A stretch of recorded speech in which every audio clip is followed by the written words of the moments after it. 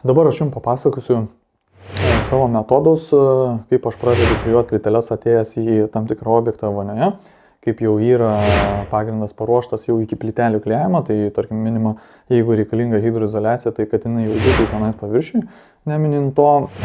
asmeniškai, ką aš prieš pradėdamas norėsiu pasakyti, kad tie būdai ir metodai, kuriuos aš galiu pasakyti, gali nesutapti su jūsų jau esamais arba turimais arba žinomais dalykais, todėl čia nieko blogo nėra, aš tiesiog pasakysiu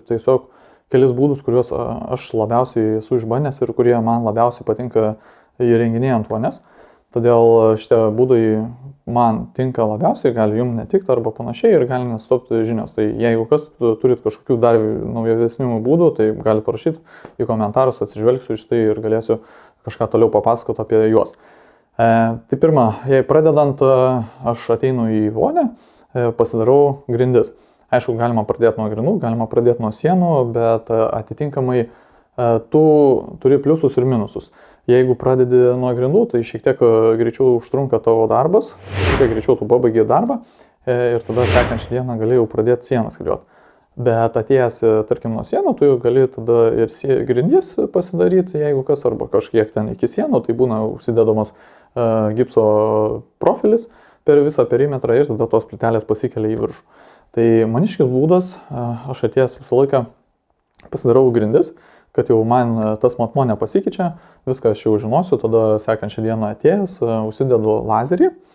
bet prieš pasimatuodamas kokio aukščio man reikia, dažniausiai būna tai ar sveika plytelė viršuje arba kažkas panašaus. Jeigu norima padaryti, tai aš tada susidedu plyteles ant grindų, tam tikro aukščio arba tenais šiek tiek daugiau jų, susidedu kryžiukus visus, kad man tarpas tarp plytelių jau nepasikeistų ir aš galėčiau pasimatuoti idealų tikslų atstumą nuo lubų ir apačios, kurioje vietoje reikėtų ir kiek pripjauti tos plytelės.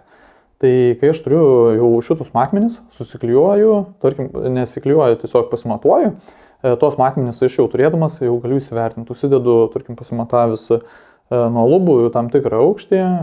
žinau jau aukštį, pasižiūrau, kiek man plytelės užima ir tada jau spręst galiu, kokią plytelę pradėti. Nes tai dažniausiai būna, tarkim, kažkoks tam tikras aukštas, įsivertinu, palieku dar šiokį tokį atstumą nuo lubų iki plytelės, kad, tarkim, 2 arba 3 mm, nedaugiau,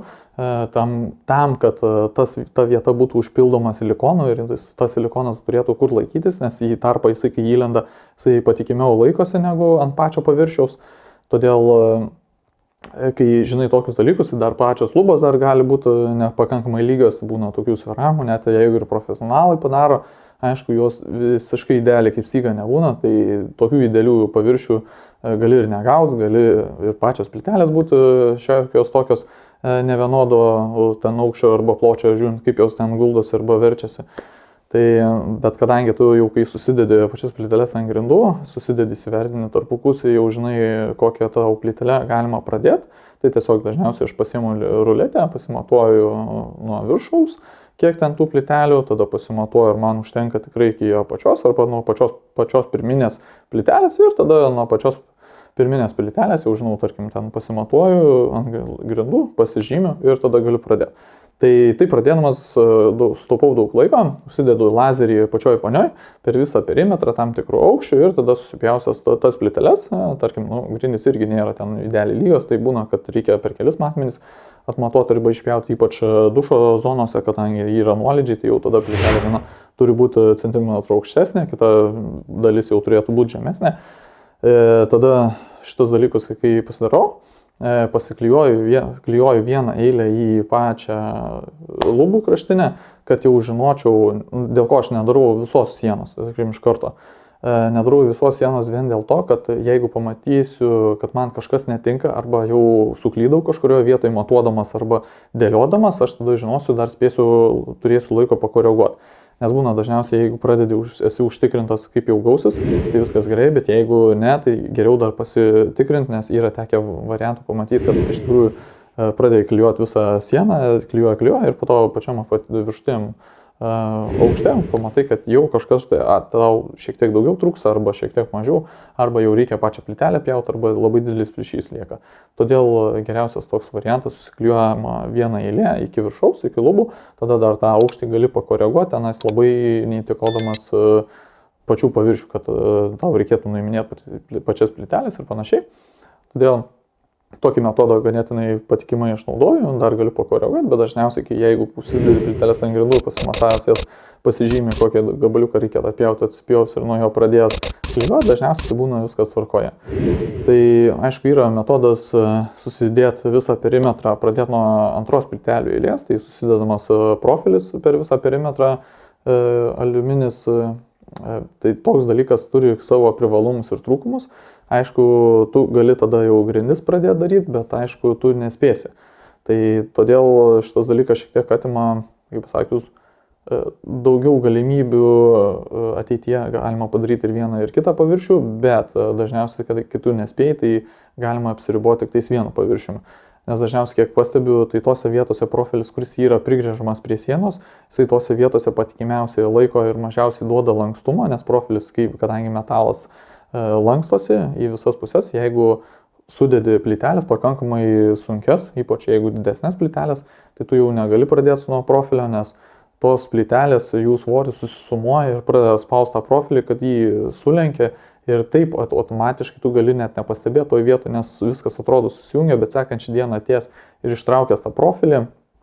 gali pamatyti, kad plytelių aukštis jau nevienodas ir panašiai, siūlės pabėga ir taip toliau. Todėl šitų dalykų aš vengiu, pradėdamas nuo grindų pačia pirma eilė ir pradedu dėti visas kitas sekančias eilės jau toliau, nes jau žinau, kada jau ta plytelė, jinai jau žemiau nebebus žemiau negu grindų, todėl jau šitų dalykų aš jau būnu ramus. Tai profilis va toks niuansas, plus dar jeigu turi šiek tiek nesudėtingą darbą, tai tas, ypač jeigu dar dydis plytelių dar mažas, gali tekti labai nepatogiai gulėti ant grindų, bematuojant kiekvieną tą plytelę, kad jinai tilptų ir užpildytų tą tarpą, tarkim, pačią pirmą eilę, nes nuo viršaus ir iki apačios yra tarpas ir būna, kad ne visą laiką tiksliai ganėtinai pasimatuoji, priklausomai nuo meistro tenais, tai šitų dalykų aš jau bent jau būnu išvengęs. Nes tikrai būna labai nepatogu ir nugarą po to skauda, ypač jeigu tenais didelis objektas reikia gulėti vos ne ant grindų, kad galėtum pasimatuoti, nes niekaip kitaip neišeina, nes nuo pačios pirmos eilės, tai įsivaizduokit, jeigu didelė plytelė, tai viskas gerai, 60 ant 60 kažkas tokio, arba ten mažesnė 40, tai tavo ta plytelių eilė būna ganėtinai už tai, kad tau išeitų pamatuoti, bet pavyzdžiui, jeigu pradedi plytelės klijuoti ten, tarkim, 6 cm, tai pavyzdžiui, jau tas jau pasidaro ganėtinai labai nepatogu, todėl toks dalykas. Ir dar galima apie profilinį tokį perimetro klijavimą, galima aš pasakyti tokį dalyką, kadangi tu gręždamas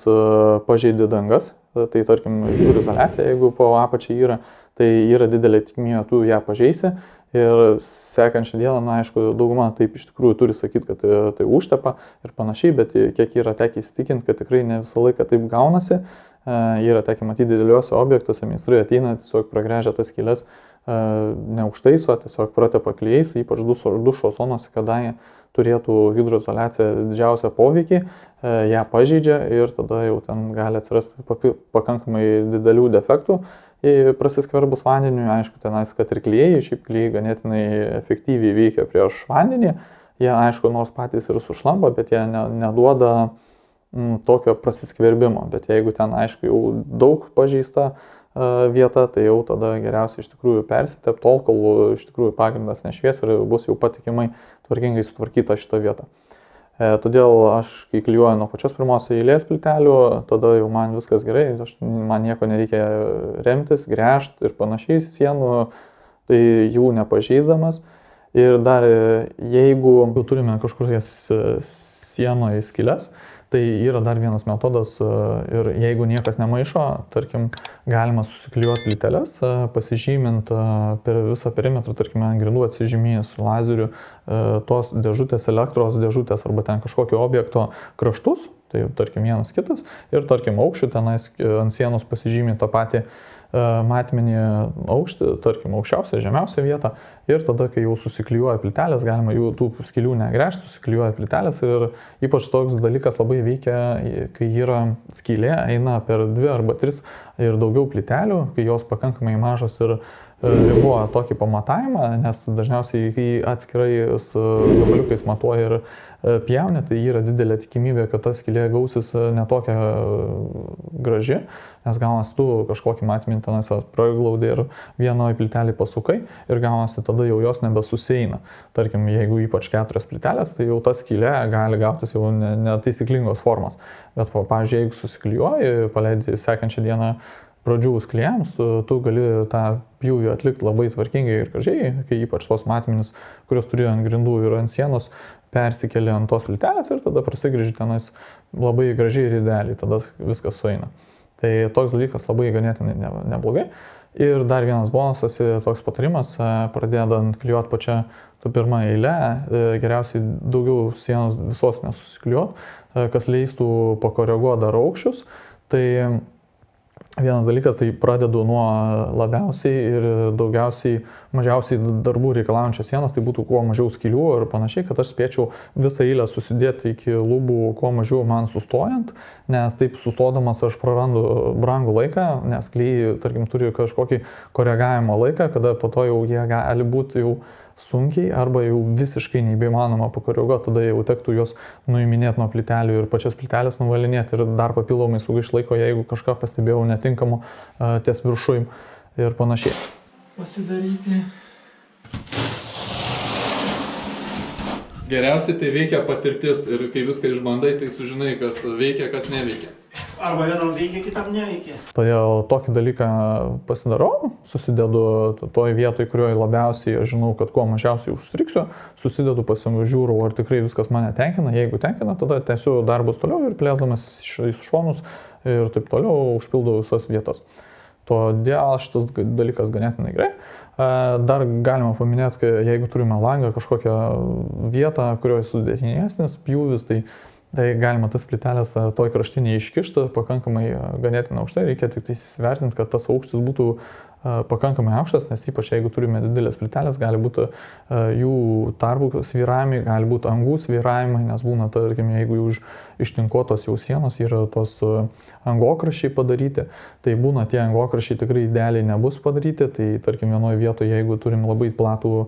langą, tai gali būti, kad vienoje vietoje tilps ta plytelė gražiai, jeigu vienodą matmenį įsipjaunam taip idealiai, kitoje vietoje gali jau nebetilpti. Todėl įsvertinam, paliekam ten kokius 15 mm arba ten 18 mm, tarkim, nuo pačios plytelės krašto, nes tarkim, jeigu turim langą, tai aš tą plytelę iškišu kažkiek, kad jinai man uždengtų jau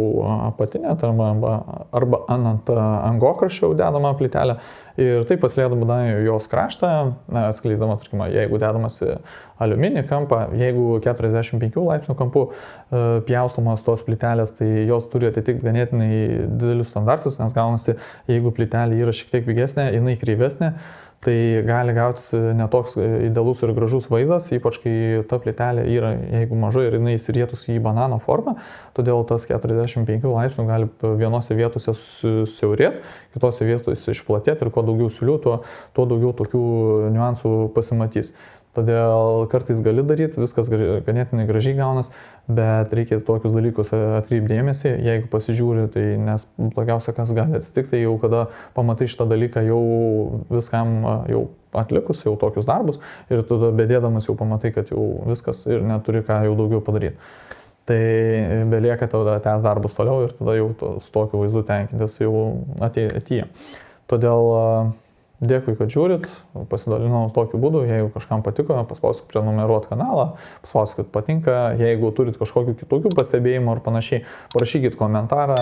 pasižiūrėsim, atkreipsim dėmesį ir taip tobulėjam kartu mes.